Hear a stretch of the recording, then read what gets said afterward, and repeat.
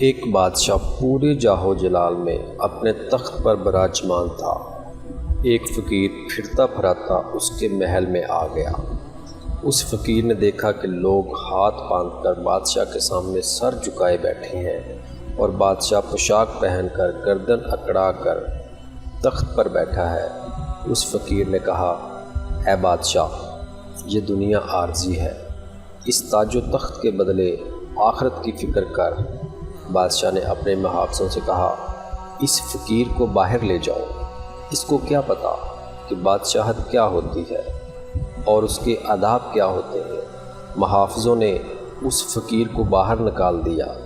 کچھ دنوں کے بعد بادشاہ شکار کے لیے گیا اور اس کا گھوڑا سرکش ہو کر سرپٹ بھاگا۔ بادشاہ کو اس کے وزیروں اور محافظوں سے دور جنگل کے بیچ لے جا کر پھینک دیا۔ بادشاہ باوجود کوشش کی نہ تو باہر جانے کا راستہ تلاش کر سکا اور نہ ہی اپنے ساتھیوں کو۔ بھوک اور پیاس سے بادشاہ قریب المرگ ہو گیا۔ کرنا خدا کا ایسا ہوا کہ وہی فقیر پانی کا مشکیزہ لیے اس بادشاہ کے پاس سے گزرا۔ بادشاہ نے آواز لگائی کہ مجھے پانی پلاؤ۔ فقیر نے کہا، پانی پی لو، مگر اس پانی کی قیمت چکانی ہوگی۔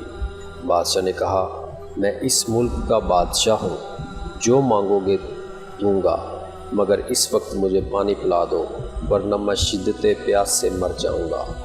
فقیر نے کہا، ہوگے تم بادشاہ، مجھے کیا لگے، مجھے تو ابھی قیمت دو اور پانی لے لو۔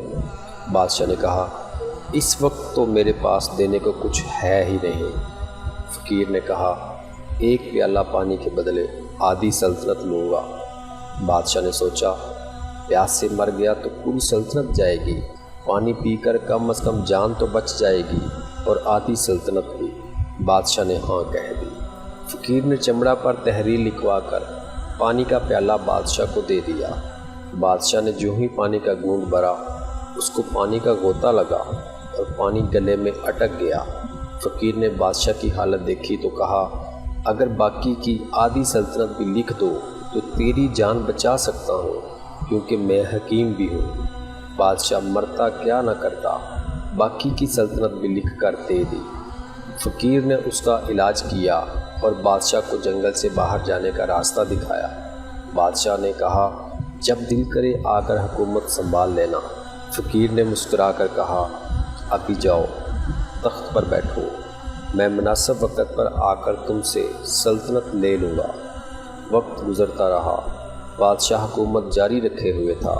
ایک دن وہ فقیر بھیس بدل کر بادشاہ کے محل میں آ گیا اور دیکھا کہ آج بھی بادشاہ میں کوئی بدلاؤ نہیں۔